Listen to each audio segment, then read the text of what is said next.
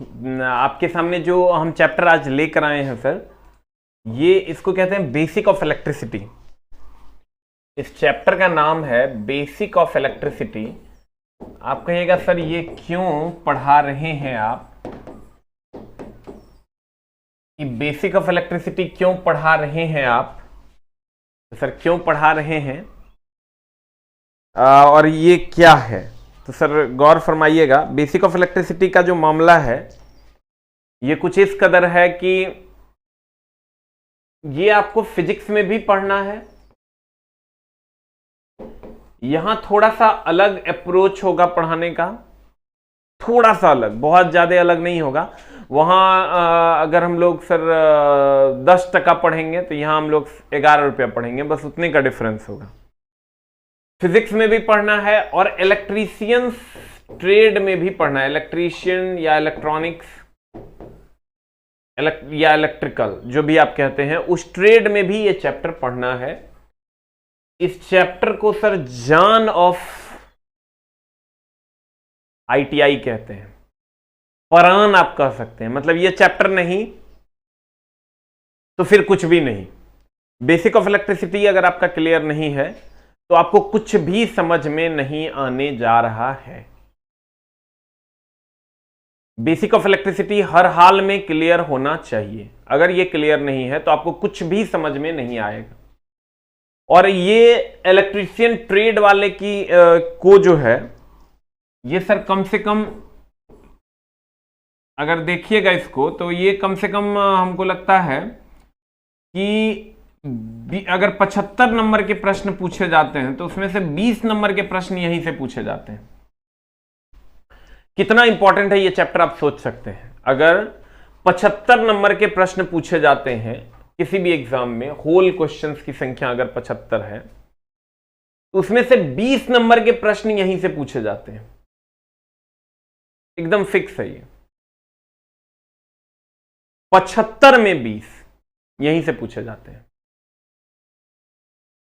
और ये chapter physics में भी अगर आप अभी पढ़ रहे होंगे, एएलपी फुल फाउंडेशन में अगर आपका एडमिशन होगा तो सुबह जो फिजिक्स चल रहा था उसमें भी यही चल रहा था।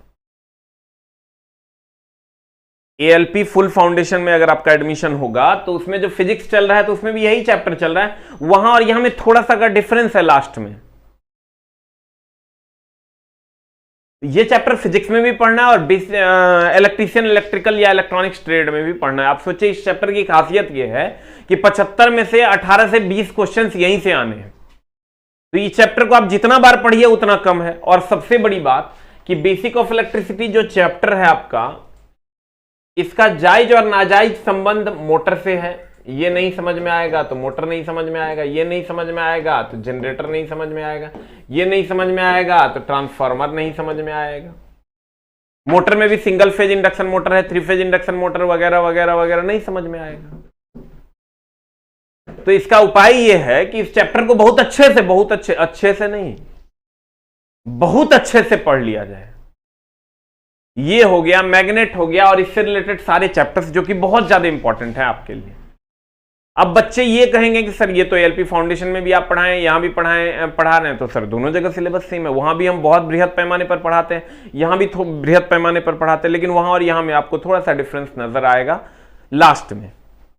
शुरू की तो सारी बातें सेम है, ठीक है।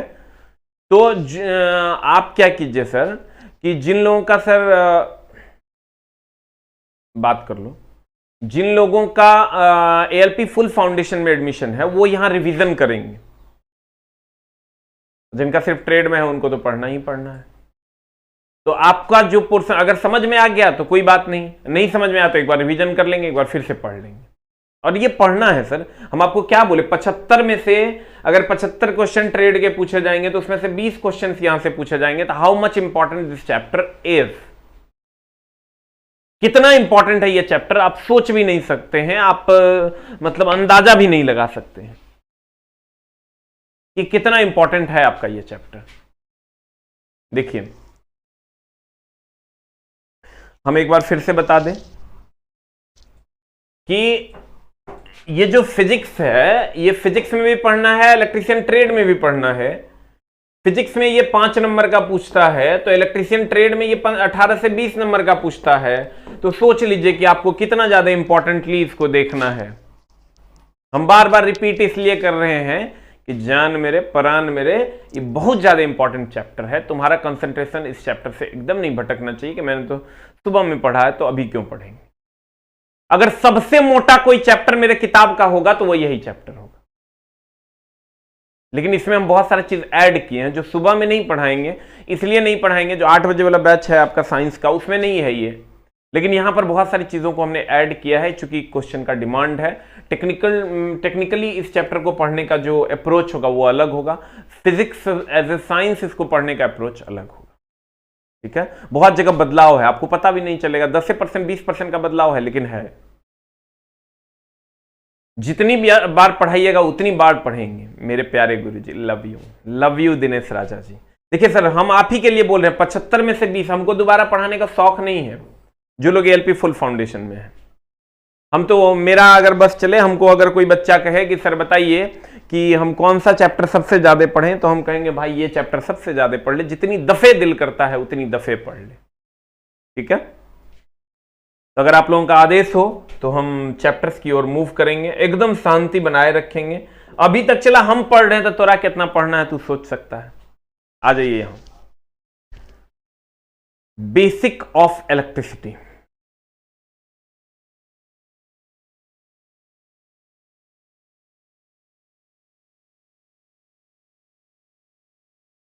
देखिए, बेसिक ऑफ इलेक्ट्रिसिटी की अगर हम बात करें तो इसमें पहला टर्म जो आता है वो है पदार्थ में परमाणु। व्हाट इज परमाणु? एक गिलास पानी लाना। परमाणु क्या है? सजदे सर झुकता है यारा, मैं क्या करूं। परमाणु दैट इज एटम।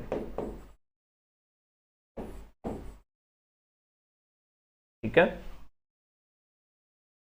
परमाणु क्या है? अगर हम परमाणु की बात करें तो ये कोई तत्व है, मान लो ये कोई तत्व है, इसका एक छोटा सा कण ले लेते हैं। एक छोटा सा कण ले लेते हैं सर, इसी को हम परमाणु कहते हैं। फिर ये बात आप केमिस्ट्री में भी पढ़े होंगे, ध्यान दीजिएगा। योगेंद्र जी, आपकी बातों पर ध्यान दिया गया है, आप एकदम टेंशन ना लें। कोरोना का समय है, ज्यादा टेंशन लीजिएगा हार्ट अटैक से मर जाइएगा। इसलिए प्यारे योगेंद्र जी, आप अधिक टेंशन ना लें। कहते हैं, गौर फरमाइएगा,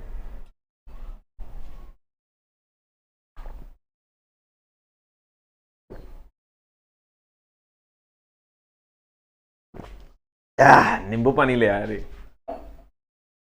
चीनी भी देता है। देखो, परमाणु की अगर हम बात करें तो तत्व, मान लीजिए कि ये आयरन है, एकदम आराम से बी कंफर्टेबल। ये आयरन का एक छोटा सा कण होगा जिसे हम परमाणु कहते हैं। आप सब जानते हैं परमाणु की अगर हम बात करें तो इसमें एकदम आराम से हम पढ़ेंगे, न्यूट्रॉन और प्रोटॉन होता है, इसके चारों तरफ इलेक्ट्रॉन चक्कर लगाते हैं। पीडीएफ ऑलरेडी डाल दिया गया है। इसमें न्यूट्रॉन और प्रोटॉन होता है, इसके चारों तरफ इलेक्ट्रॉन चक्कर लगा रहा होता है। सब जानते हैं न्यूट्रॉन और प्रोटॉन और इलेक्ट्रॉन ये मौलिक कण है। न्यूट्रॉन और प्रोटॉन जहां होते हैं इसको नाभिक कहते हैं, जिसकी खोज रदरफोर्ड ने की। और नाभिक को ही हम न्यूक्लियॉन कहते हैं। नाभिक को ही हम क्या कहते हैं? न्यूक्लियॉन कहते हैं। नाभिक को ही हम क्या कहते हैं? न्यूक्लियॉन कहते हैं। परमाणु किसी तत्व का वह छोटा सा छोटा कण है। परमाणु तत्व का छोटा से छोटा कण है। कहा जाता था कि यह विभाज्य नहीं है, लेकिन जब रदरफोर्ड आए उन्होंने कहा यह विभाज्य है। इसमें एक नाभिक होता है जिसमें न्यूट्रॉन और प्रोटॉन होता है, इसके चारों तरफ इलेक्ट्रॉन चक्कर लगाते हैं, और इसका जो नाभिक होता है इसी को हम न्यूक्लियॉन कहते हैं। इसी को हम क्या कहते हैं मेरी जान? न्यूक्लियॉन कहते हैं। तो कहते हैं गौर फरमाइएगा। और ये स्वतंत्र अवस्था में, ये जो परमाणु है, ये स्वतंत्र अवस्था में इतना छोटा छोटा कण नहीं पाया जाता। इस कण का आकार जो होता है ये 10⁻⁻10 मीटर यानी 1 एंगस्ट्रॉम के बराबर होता है। तो ये छोटा सा छोटा कण इतना फ्रीली नहीं पाया जाता है, फ्री स्टेज में ये नहीं पाया जाता है। कहते हैं मेरी जान कि ये जो परमाणु है ये स्वतंत्र अवस्था में नहीं पाया जाता, ये एक दूसरे के साथ कंबाइंड स्टेज में पाया जाता है। ठीक है, रासायनिक अभिक्रिया में इलेक्ट्रॉन भाग लेता है, वो भी बाह्यतम कक्षा का। तो कहते हैं परमाणु में एक नाभिक होता है जिसमें न्यूट्रॉन और प्रोटॉन होते हैं, जिसे नाभिक या न्यूक्लियॉन कहते हैं। इलेक्ट्रॉन चारों तरफ चक्कर लगाता है। तो गौर फरमाइएगा, कहता है किसी पदार्थ का वह छोटा से छोटा कण, पदार्थ का, मान लो ये आयरन है, इसका एक छोटा से छोटा कण। इस चैप्टर को 8 बार पढ़ो, 10 बार पढ़ो तो वो भी कम है। पीडीएफ कहां दिए हैं देखो। एसके झा इलेक्ट्रीशियन एक ग्रुप है, उस ग्रुप में डेली हम बता देते हैं ये बात, आप लोग फॉलो नहीं करते हैं। उस ग्रुप में लगभग कितने मेंबर हैं? 2000 प्लस मेंबर हैं, और बाकी ग्रुप फेक हैं, मेरे नाम से फेक ग्रुप्स बने हुए हैं। उस ग्रुप को ज्वाइन ना करें। 1 लाख वाला पे भी डाल दिया हूं। कहता परमाणु यह किसी पदार्थ का वह छोटा से छोटा कण है जो रासायनिक क्रियाओं में भाग ले सके अथवा रासायनिक क्रियाओं के द्वारा पृथक किया जा सके, उसे परमाणु कहते हैं। यह प्रकृति में स्वतंत्र रूप से विद्यमान नहीं होता है, अकेले ये नहीं होता, जब भी होगा एक दूसरे के साथ होगा। अब कहता है इसमें मुख्यतः प्रोटॉन, न्यूट्रॉन और इलेक्ट्रॉन से बना होता है, सब जानता है। परमाणु में 3 कण होते हैं, एक न्यूट्रॉन, एक प्रोटॉन, और इसके चारों तरफ जो चक्कर लगाता है उसे हम कहते हैं इलेक्ट्रॉन। इसके चारों तरफ जो चक्कर लगाता है इसको हम क्या कहते हैं? इलेक्ट्रॉन कहते हैं। ये जो सबसे बाह्यतम कक्षा का इलेक्ट्रॉन है इसी को हम मुक्त इलेक्ट्रॉन कहते हैं। इसी को मुक्त इलेक्ट्रॉन या इसी को हम संयोजी इलेक्ट्रॉन कहते हैं। इसको हम लोग मुक्त इलेक्ट्रॉन या संयोजी इलेक्ट्रॉन कहते हैं। यह मुख्यतः प्रोटॉन, न्यूट्रॉन तथा इलेक्ट्रॉन से बना होता है। प्रोटॉन, न्यूट्रॉन तथा इलेक्ट्रॉन प्रकृति में मूल कण माने जाते हैं। सही बात है, मौलिक कण यही है। न्यूट्रॉन और प्रोटॉन नाभिक में होता है, इलेक्ट्रॉन चक्कर लगाता है। इलेक्ट्रॉन को हम, इस इलेक्ट्रॉन को हम मुक्त इलेक्ट्रॉन या संयोजी इलेक्ट्रॉन किसे कहते हैं? जो नाभिक से दूर होता है। यह नाभिक से दूर होता है और यही रासायनिक अभिक्रिया में भाग भी लेता है, क्योंकि जो बाहर होगा वही लड़ेगा। राजा कभी थोड़े जाता है लड़ने, जो दरबार के बाहर रहता है खड़ा बॉर्डर पर वही लड़ता है। क्या मोदी जी थोड़े जाएंगे लड़ने? उनको तो बस लंबा लंबा छोड़ देना है। हिंदू क्या है, मुसलमान क्या है, उसको लड़ा देना है। मोदी जी गुस्सा से तो मतलब नाम सुनते ही दिमाग काम करना बंद कर देता है। अब ये कर क्या रहे हैं? आज पप्पू यादव की गिरफ्तारी हुई, मतलब जो कि एकदम नहीं होनी चाहिए थी। कहते हैं इलेक्ट्रॉन, ध्यान दीजिएगा सर, इलेक्ट्रॉन सबसे बाहरी कण है, इसको हम मुक्त इलेक्ट्रॉन या संयोजी इलेक्ट्रॉन कहते हैं। प्रोटॉन, न्यूट्रॉन और इलेक्ट्रॉन प्रकृति में मूल कण माने जाते हैं। कौन कण माने जाते हैं? मूल कण माने जाते हैं। प्रोटॉन, न्यूट्रॉन और इलेक्ट्रॉन प्रकृति में मूल कण माने जाते हैं। कौन कण माने जाते हैं? मूल कण माने जाते हैं। इलेक्ट्रॉन सबसे बाहरी कक्षा का जो इलेक्ट्रॉन होगा उसे मुक्त इलेक्ट्रॉन या संयोजी इलेक्ट्रॉन कहते हैं। जो सबसे बाह्यतम कक्षा का इलेक्ट्रॉन होगा उसे मुक्त इलेक्ट्रॉन या संयोजी इलेक्ट्रॉन कहते हैं। और यही रासायनिक अभिक्रिया में भाग लेता है। इसी के कारण विद्युत धारा का प्रवाह भी होता है। तो देखिए, कहते हैं प्रोटॉन, अब देखिए प्रोटॉन, न्यूट्रॉन, इलेक्ट्रॉन की अगर बात करोगे तो प्रोटॉन और न्यूट्रॉन ये नाभिक में होता है, इसके चारों तरफ इलेक्ट्रॉन चक्कर लगाता है। इलेक्ट्रॉन पर निगेटिव चार्ज होता है -1.6 × 10⁻⁻19 कूलम। अब प्रोटॉन पर प्लस चार्ज होता है +1.6 × 10⁻⁻19 कूलम। और न्यूट्रॉन पर कोई चार्ज नहीं होता है, 0। ध्यान देना।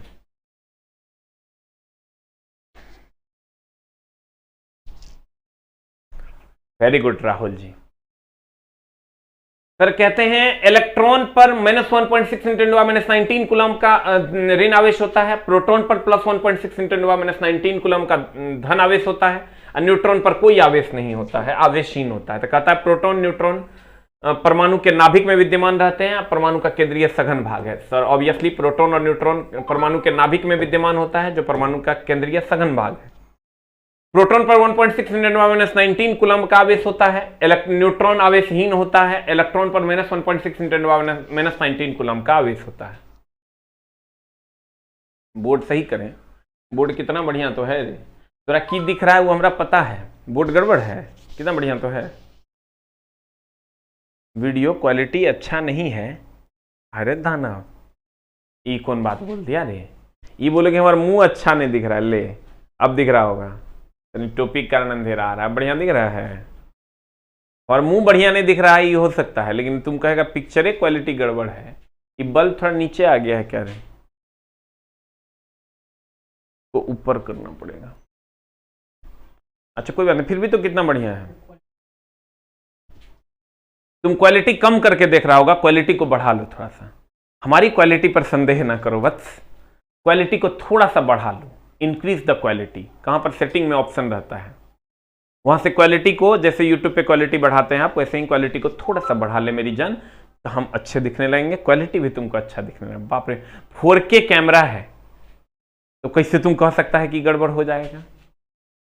कहते हैं कि मुक्त इलेक्ट्रॉन, अब मुक्त इलेक्ट्रॉन या फ्री इलेक्ट्रॉन क्या है? कुछ नहीं है सर, ये सब मोह माया है। ये न्यूट्रॉन और प्रोटॉन, इसके चारों तरफ इलेक्ट्रॉन चक्कर लगाता है। इसके चारों तरफ इलेक्ट्रॉन चक्कर लगाता है।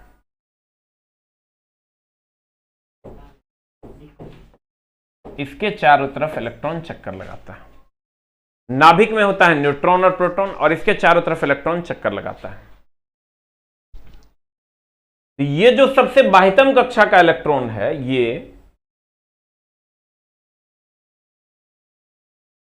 ये जो सबसे बाह्यतम कक्षा का इलेक्ट्रॉन है, इसको हम कहते हैं मुक्त इलेक्ट्रॉन। इसी को हम कहते हैं संयोजी इलेक्ट्रॉन।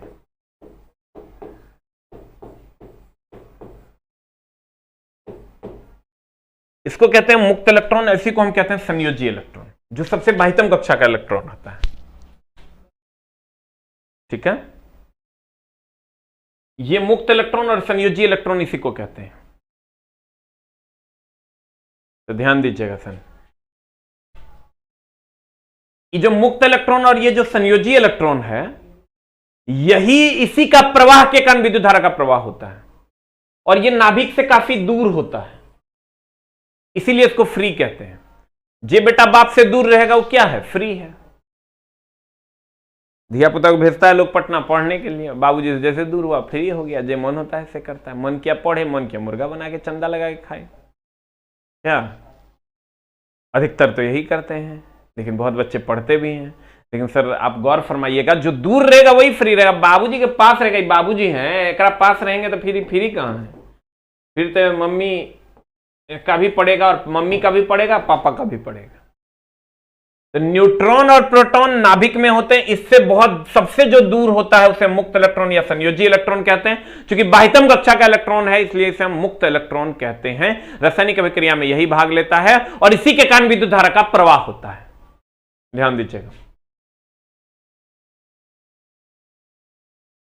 कहते हैं मुक्त इलेक्ट्रॉन, फ्री इलेक्ट्रॉन्स। अधिकांश धातुओं के अंतिम कक्षा में केवल 1 या 2 इलेक्ट्रॉन होते हैं जिन्हें मुक्त इलेक्ट्रॉन कहते हैं। जो बाह्यतम कक्षा का इलेक्ट्रॉन होगा उसे हम मुक्त इलेक्ट्रॉन कहते हैं। नाभिक से दूर होने के कारण लगभग मुक्त अवस्था में होता है, इसलिए इसे मुक्त इलेक्ट्रॉन कहते हैं। ध्यान दीजिएगा, ये नाभिक से दूर होता है, यहां ये नाभिक है, ये नाभिक से दूर होने के कारण इसको हम मुक्त इलेक्ट्रॉन के नाम से जानते हैं। नाभिक से दूर होने के कारण इसे हम मुक्त इलेक्ट्रॉन के नाम से जानते हैं। ठीक है, अब देखिए, कहता है मुक्त इलेक्ट्रॉन्स के कारण ही आवेश चालक में एक सिरे से दूसरे सिरे तक पहुंचता है। अब मामला क्या है, 2 जगह विद्युत धारा का प्रवाह के बारे में आपको कहेगा। एक तो कहेगा धातु, या कहेगा चालक तार, धातु या कहेगा क्या चालक तार, या कहेगा विद्युत अपघट्य।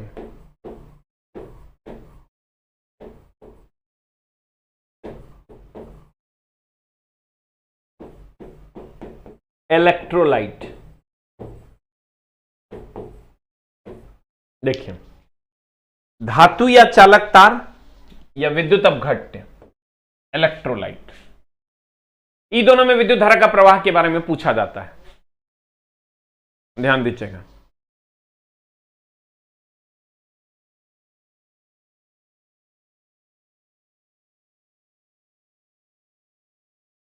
अगर हम धातु या चालक तार की बात करें तो इसमें विद्युत धारा का प्रवाह मुक्त इलेक्ट्रॉन के कारण होता है। जो बाह्यतम कक्षा का इलेक्ट्रॉन होता है उसी को मुक्त इलेक्ट्रॉन कहते हैं, उसके कारण इसमें विद्युत धारा का प्रवाह होता है। वैद्युत अपघट्य में अगर बात कीजिएगा, मान लीजिए H2SO4 है, सल्फ्यूरिक एसिड, ये टूट जाता है H plus plus HSO4 minus में। और जब ये टूट जाता है H plus plus HSO4 minus में, ये कौन सा एलपी के कोर्स एक्टिवेट करने की बात कर रहा है? आई मेघौन कुमार को देखो क्या समस्या है इसकी। सूरज देखो क्या प्रॉब्लम है इस सबका। किस कोर्स एक्टिवेशन की बात कर रहा है वत्स? एएलपी का कोर्स तो तुम्हारा अब कैसे तुम लोग लेता है, क्या करता है, बाएं बाएं बाएं कर कमेंट्स करते रहता है। खाली नंबर भेज दो, हम बोलते हैं फोन कर देगा। टेंशन काहे ले रहा? हम जिंदा है ना, हम जिंदा है, थोड़ा टेंशन नहीं होने देंगे। कहते हैं धातु या चालक तार में विद्युत धारा का प्रवाह मुक्त इलेक्ट्रॉन के कारण होता है और वैद्युत अपघट्य में विद्युत धारा का प्रवाह दोनों के कारण होता है। इलेक्ट्रॉन यानी माइनस चार्ज के कारण भी या प्रोटॉन यानी प्लस चार्ज के कारण ही भी, इसलिए दोनों को मिला के हम आयन या आवेश कहते हैं। इसलिए दोनों का मिला के हम आयन या आवेश कहते हैं। धातु या चालक तार में विद्युत धारा का प्रवाह मुक्त इलेक्ट्रॉन के कारण होता है और वैद्युत अपघट्य में विद्युत धारा का प्रवाह आयन के कारण या आवेश के कारण होता है। आयन मतलब धन आयन और ऋण आयन दोनों के कारण। विद्युत अपघट्य क्या होता है? विद्युत अपघट्य वह घोल है जिससे सर करंट प्रवाहित करने पर उससे विद्युत धारा का प्रवाह होने लगता है। वैद्युत अपघट्य वह घोल है जिससे करंट प्रवाहित करने पर, गौर फरमाइएगा, वैद्युत अपघट्य वह घोल है जिससे विद्युत धारा प्रवाहित करने पर, विद्युत धारा प्रवाहित करने पर, क्या प्रवाहित करने पर मेरी जान? विद्युत धारा प्रवाहित करने पर हो जाएगा। जैसे शुद्ध जल है, उससे आप विद्युत धारा प्रवाहित कीजिए, नहीं होगा। शुद्ध जल से आप विद्युत धारा प्रवाहित कीजिए, एकदम नहीं हो सकता है।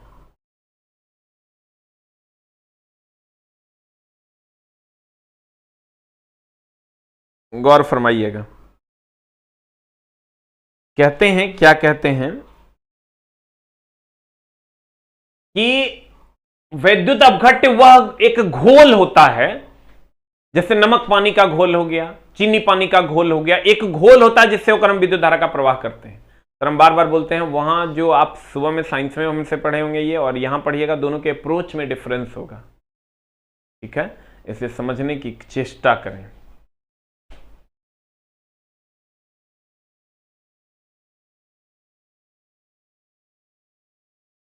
कहते हैं धातु या चालक तार में विद्युत धारा का जो प्रवाह होता है वो मुक्त इलेक्ट्रॉन के कारण होता है। अब वैद्युत अपघट्य में जो विद्युत धारा का प्रवाह होता है वो H2SO4 है, तो ये H प्लस और HSO4 माइनस के कारण होता है, आयन के कारण होता है, आवेश के कारण होता है। ठीक है, अब विद्युत अपघट्य है क्या? वह देखिए, यहां हम इसलिए थोड़ा सा जोड़ दे रहे हैं क्योंकि एक आगे हम एक टॉपिक पढ़ाने वाले हैं, इलेक्ट्रोप्लेटिंग, वहां पर मामला फंसेगा। विद्युत अपघट्य वह घोल है जिससे होकर विद्युत धारा का प्रवाह हो जाए। जिससे होकर विद्युत धारा का प्रवाह नहीं होगा वो विद्युत अपघट्य नहीं है। कहते हैं मेरी जान, आपके सभी सवालों का हम जवाब दे देंगे, पहले पढ़ाई कीजिए। मुक्त इलेक्ट्रॉन के कारण ही आवेश चालक में एक सिरे से दूसरे सिरे तक पहुंचता है। चलो, अगर ये बात तुम नहीं भी जानते हो तो ये बात तुम्हारा क्लियर कर देगा। ठोस धातु जैसे एल्युमिनियम का तार, जैसे आयरन का तार, ठोस धातु के तार में विद्युत धारा का प्रवाह मुक्त इलेक्ट्रॉन्स के कारण होता है, जबकि विद्युत अपघट्य में विद्युत धारा का प्रवाह आयन के कारण होता है। ठोस धातु के तार में विद्युत धारा का प्रवाह मुक्त इलेक्ट्रॉन के कारण होता है, ठोस धातु के तार में विद्युत धारा का प्रवाह मुक्त इलेक्ट्रॉन के कारण होता है। ठोस धातु के तार में अल्युमिनियम, आयरन, सोना, उसमें विद्युत धारा का प्रवाह मुक्त इलेक्ट्रॉन के कारण होता है, जबकि विद्युत अपघट्य में विद्युत धारा का प्रवाह आयन के कारण होता है। विद्युत अपघट्य क्या है? वह घोल जिससे विद्युत धारा का प्रवाह हो उसे हम विद्युत अपघट्य कहते हैं। अगर विद्युत धारा का प्रवाह नहीं हो पाएगा तो उसे विद्युत अपघट्य नहीं कहेंगे। अब देखिए, यानी हम कह सकते हैं, क्या कह सकते हैं, तुझे पाने की जिद है मेरी। धातु या चालक तार में विद्युत धारा का प्रवाह मुक्त इलेक्ट्रॉन के कारण, जबकि विद्युत अपघट्य में विद्युत धारा का प्रवाह आयन या आवेश के कारण होता है।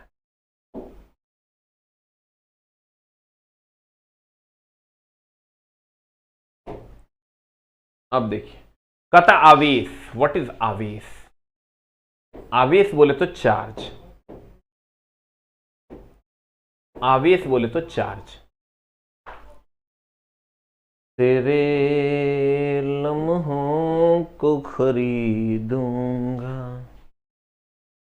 प्रैक्टिस करके पढ़ाइए sir ji, very good. Distil water जो है ये विद्युत अपघट्य नहीं है। Very good question. देखिए, राहुल जी कहते हैं कि डिस्टिल वाटर विद्युत धारा का प्रवाह होगा, एकदम नहीं होगा। क्यों नहीं होगा? क्योंकि डिस्टिल वाटर जो शुद्ध जल है वो आयन में नहीं टूटता है। शुद्ध जल आयन में नहीं टूट पाता है, इसलिए उससे विद्युत धारा का प्रवाह नहीं होगा। ठीक है, कहते हैं, गौर फरमाइएगा।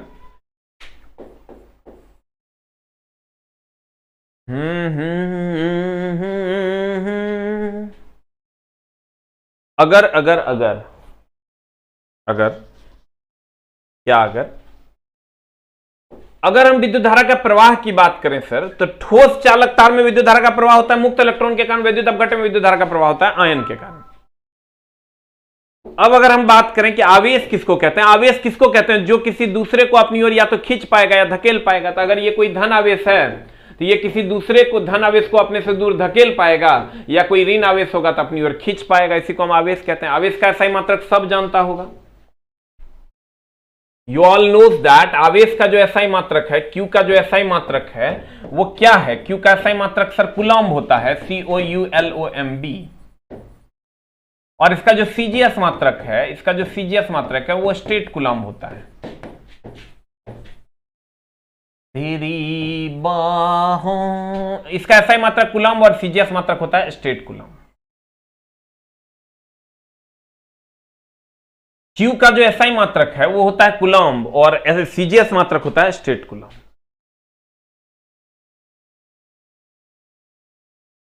ध्यान दीजिएगा सर, क्यू का एसआई मात्रक होता है कूलम्ब और सीजीएस मात्रक होता है स्टेट कूलम्ब। ठीक है, और इसका आवेश का एक और एसआई मात्रक होता है, Q इज इक्वल टू होता है IT। IT बोले तो ampere second. Q is equal to होता है सर IT बोले तो होता है, I बोले तो एम्पियर, T बोले तो सेकेंड, और इसी एम्पियर सेकेंड को हम कूलम्ब भी कहते हैं। इसी एम्पियर सेकेंड को हम कूलम्ब कहते हैं। शुद्ध पानी में नमक मिला दीजिएगा तो फिर वो विद्युत अपघट्य हो जाएगा। Very good. देखिए, ये सब ना बात हुआ। अमित कुमार जी कहते हैं आयन क्या होता है sir ji? Very good. MD Sihan ji कहते हैं what is ion sir? Ion मारेंगे चोटा की। धन आयन ऋण आयन नहीं सुना है रे? पॉजिटिव बोले तो धन आयन, निगेटिव बोले तो ऋण आयन। मारे कान के नीचे तक तबड़ाक।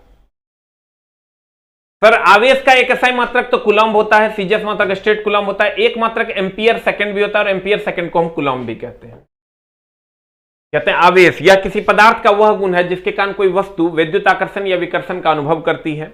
आवेश का एसआई मात्रक कूलम्ब होता है और इसका सीजीएस मात्रक स्टेट कूलम्ब होता है। इसे C से प्रदर्शित करते हैं। और आवेश का जो मात्रक है वो एम्पियर सेकेंड। आवेश का एक और मात्रक क्या है? Ampere second. आवेश का एक और मात्रक है एम्पियर सेकेंड।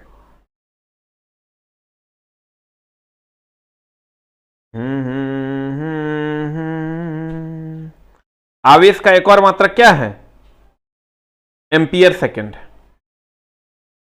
एक तो कूलम्ब है, ये है, दूसरा स्ट्रेट कूलम्ब हो गया सीजीएस, और एक मात्रक हो गया एम्पियर सेकेंड।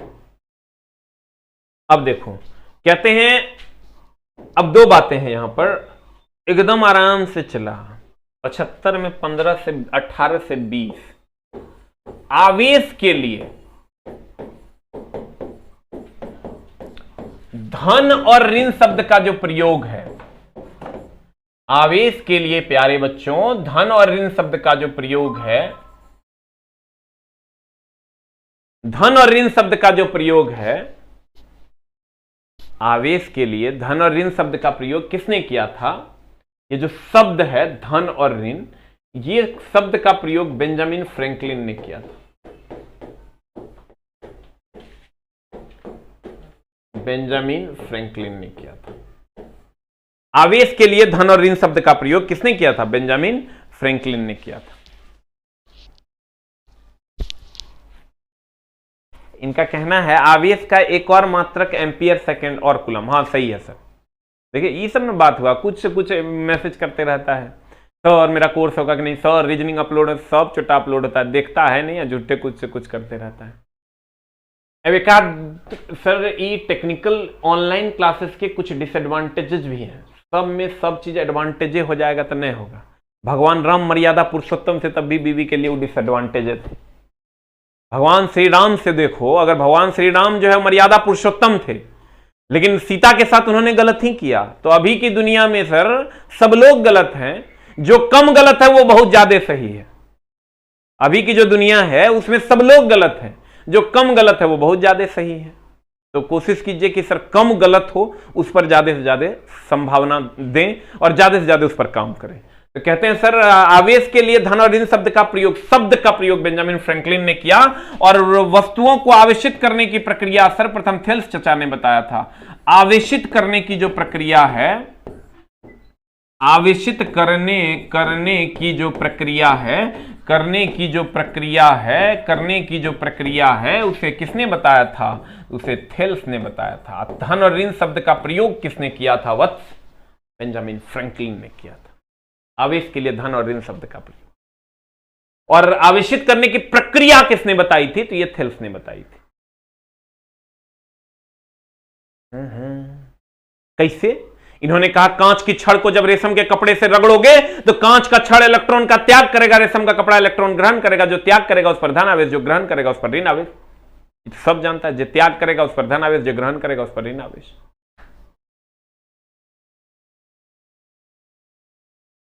कांच का छड़ इलेक्ट्रॉन का त्याग करता है, उस पर धन आवेश। रेशम का कपड़ा इलेक्ट्रॉन ग्रहण करता है, उस पर ऋण आवेश। Very good. ये शब्द का प्रयोग किसने किया था? बेंजामिन फ्रैंकलिन ने किया था। कहते हैं आवेश के लिए धन और ऋण शब्द का प्रयोग सर्वप्रथम बेंजामिन फ्रैंकलिन ने किया। वस्तुओं को आवेशित करने की प्रक्रिया सर्वप्रथम किसने बताई थी? थेल्स ने बताई थी। उन्होंने क्या कहा था? उन्होंने कहा था थेल्स के अनुसार जब कांच के टुकड़े को रेशम के कपड़े से रगड़ा जाता है तो कांच का टुकड़ा इलेक्ट्रॉन का त्याग कर धन आवेशित हो जाता है, तथा रेशम का कपड़ा इलेक्ट्रॉन ग्रहण करके ऋण आवेशित हो जाता है। जो इलेक्ट्रॉन का त्याग करेगा वो धन आवेशित, और जो इलेक्ट्रॉन ग्रहण करेगा वो ऋण आवेशित हो जाता है। कितना इलेक्ट्रॉन त्याग किया, कितना इलेक्ट्रॉन ग्रहण किया, इसके लिए एक फॉर्मूला है, और वो फॉर्मूला है मेरी जान Q is equal to NE। Q क्या है? Q आवेश है। N क्या है? N त्याग या ग्रहण किए गए इलेक्ट्रॉन की संख्या है। त्याग या ग्रहण किए गए इलेक्ट्रॉन की संख्या। E क्या है? इलेक्ट्रॉन पर का चार्ज है, जो कि 1.6 into 10 to the power minus 19 coulomb होता है। माइनस इसलिए नहीं लिए क्योंकि इसका मैग्नीट्यूड लेना था।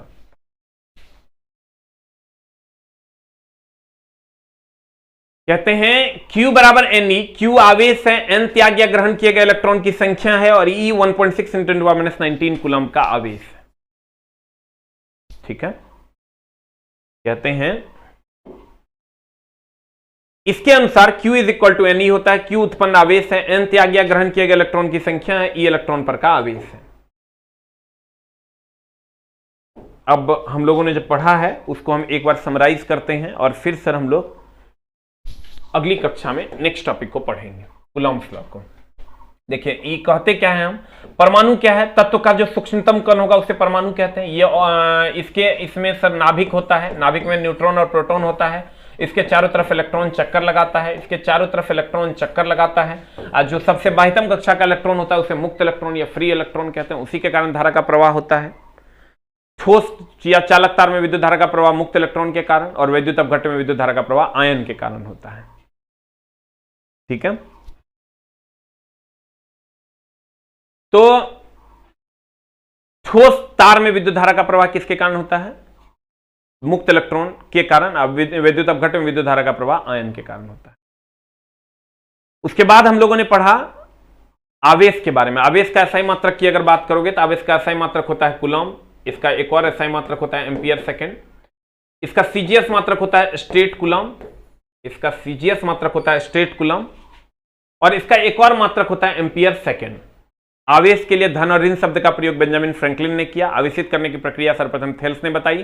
थेल्स ने कहा जब कांच के टुकड़े को रेशम के कपड़े से रगड़ा जाता है तो कांच का टुकड़ा इलेक्ट्रॉन त्याग करेगा, रेशम कपड़ा इलेक्ट्रॉन ग्रहण करेगा, और जो त्याग करेगा उस पर धन आवेश, जो ग्रहण करेगा उस पर ऋण आवेश। तेरे बाबूजी पैसा तुम्हारे लिए त्याग करते हैं, बाबूजी धन आवेश, तू ऋण आवेश क्योंकि तू ग्रहण करता। तू त्याग किया मेरे लिए तो तू धन आवेश, हम ऋण आवेश क्योंकि हमने ग्रहण किया।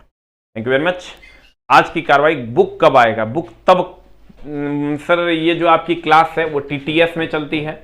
टीटीएस मतलब हो गया मंगल, बृहस्पति और शनि, ये 3 दिन सप्ताह में चलती है 4 से 5। और बुक तब आएगा जब लॉकडाउन खुलेगा, सारी चीजें नॉर्मल होंगी और तब बुक आ जाएगा, क्योंकि अभी सारी किताब की दुकानें भी सर बंद पड़ी हुई है। Thank you very much, love you all.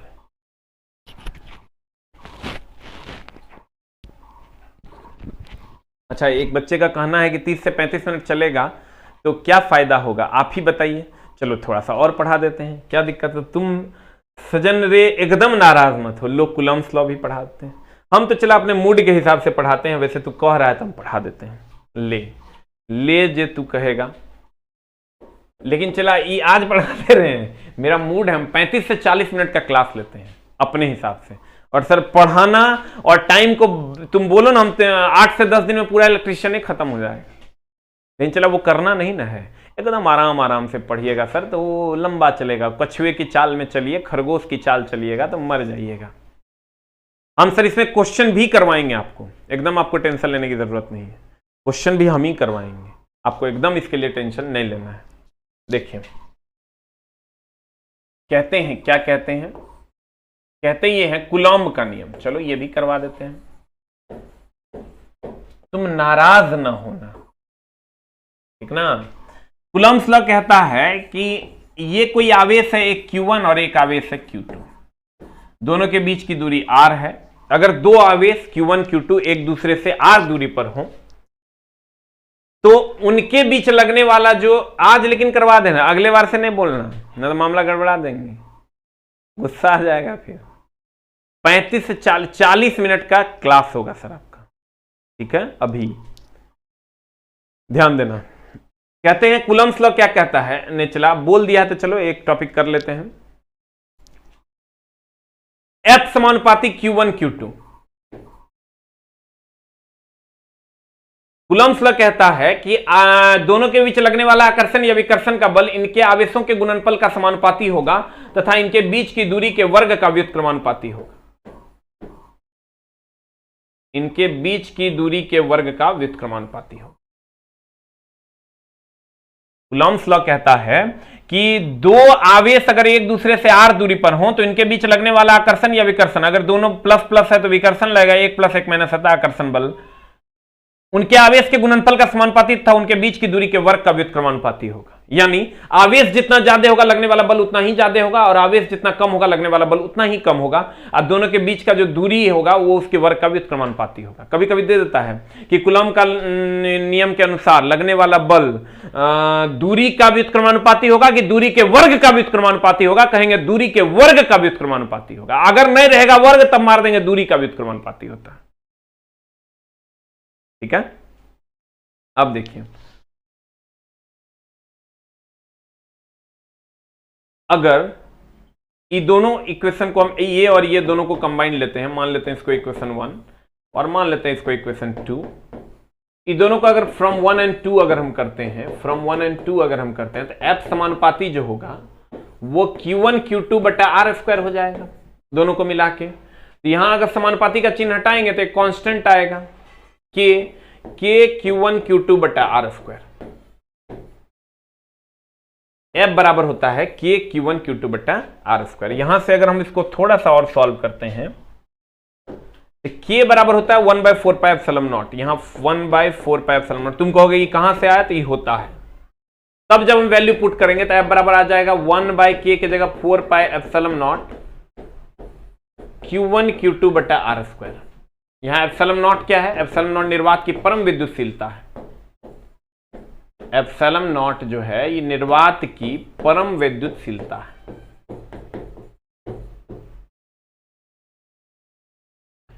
प्यारे बच्चों, इसको हम निर्वात की परम विद्युतशीलता कहते हैं।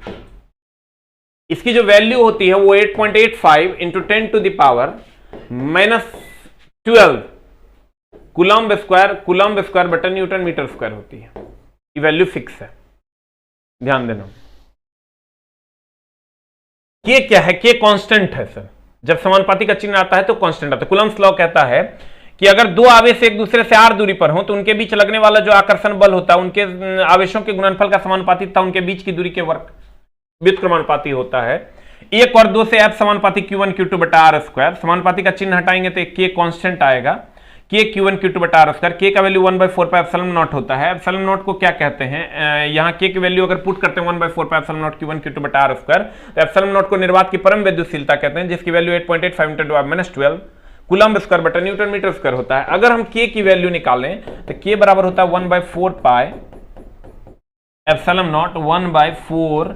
अब पाई की जगह पर हम 3.14 रखते हैं। एप्सिलॉन नॉट की जगह पर अगर हम 8.85 इंटू 10 टू द पावर -12 रखते हैं, तब जो इसकी वैल्यू निकल कर आएगी K की, वो आती है 9 into 10 to the power 9 newton metre square बटा कूलम्ब स्क्वायर। अब तुम कहोगे ऐसे मास्टर कि ये आया कहां से, ये आया कहां से? सर गौर फरमाना, हम फिर से समझा देते हैं। ये वैल्यूज फिक्स है, ये जो वैल्यूज है ये फिक्स है एकदम। DFCCIL के बारे में भी हम सर बात कर लेंगे, देखते हैं कल उसका एक वीडियो बनाते हैं। कूलम्ब्स लॉ, अगर कोई दो आवेश एक दूसरे से r दूरी पर हो तो उनके बीच लगने वाला जो आकर्षण बल है वो उनके आवेशों के गुणनफल का समानुपाती तथा उनके बीच की दूरी के वर्ग का व्युत्क्रमानुपाती होता है। और जब दोनों को कंबाइन लेंगे तो Q1 Q2 बटा आर स्क्वायर हो जाता है। कौन समानुपाती हटाएंगे तो एक कांस्टेंट आएगा K Q1 Q2 बटा आर स्क्वायर। K की जगह 1/4 पाई एप्सिलॉन नॉट रखेंगे तो F बराबर 1/4 pi epsilon not Q1 Q2 बटा आर स्क्वायर हो जाएगा। एप्सिलॉन नॉट निर्वात की परम विद्युतशीलता है, जिसकी वैल्यू 8.85 इंटू 10⁻12 कूलम्ब स्क्वायर बटा न्यूटन मीटर स्क्वायर होती है। जब एप्सिलॉन नॉट का वैल्यू हम यहां पुट करते हैं तब जो इसका वैल्यू निकल कर आता है K का, वो 9 इंटू 10⁻9 होता है। वही बात यहां भी लिखा हुआ है। क्या लिखा हुआ है? ड्राइंग सबसे लास्ट में पढ़ाएंगे सर।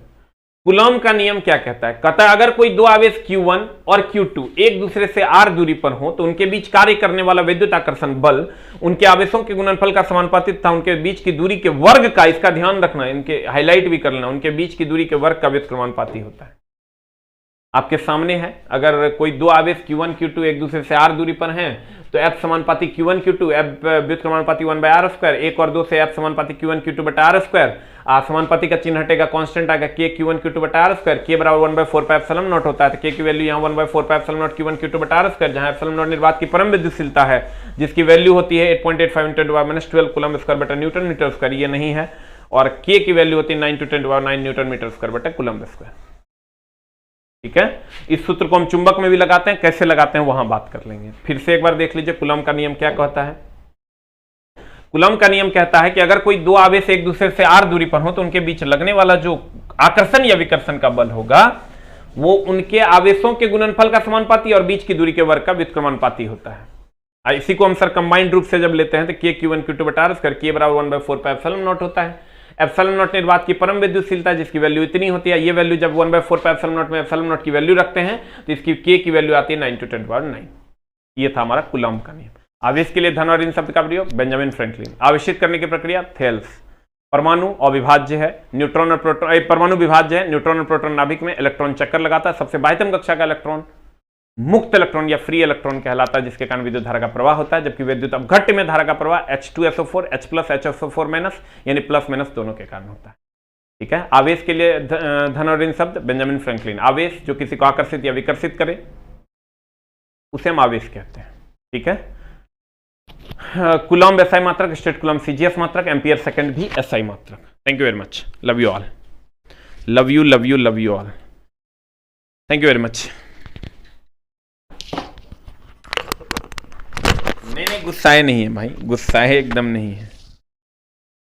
अगर आप आज ही ज्वाइन किए हैं तो आपका बहुत बढ़िया लक है, क्योंकि ये चैप्टर जिसको नहीं आएगा उससे सर बनेगा नहीं, आगे कुछ भी उसको समझ में नहीं आएगा। आपका टाइमिंग हम फिर से बता दें, TTS में यानी मंगल बृहस्पति शनि 4 बजे से चलता है। Thank you very much. देखो नहीं इसका मेघन कुमार का बात हुआ है।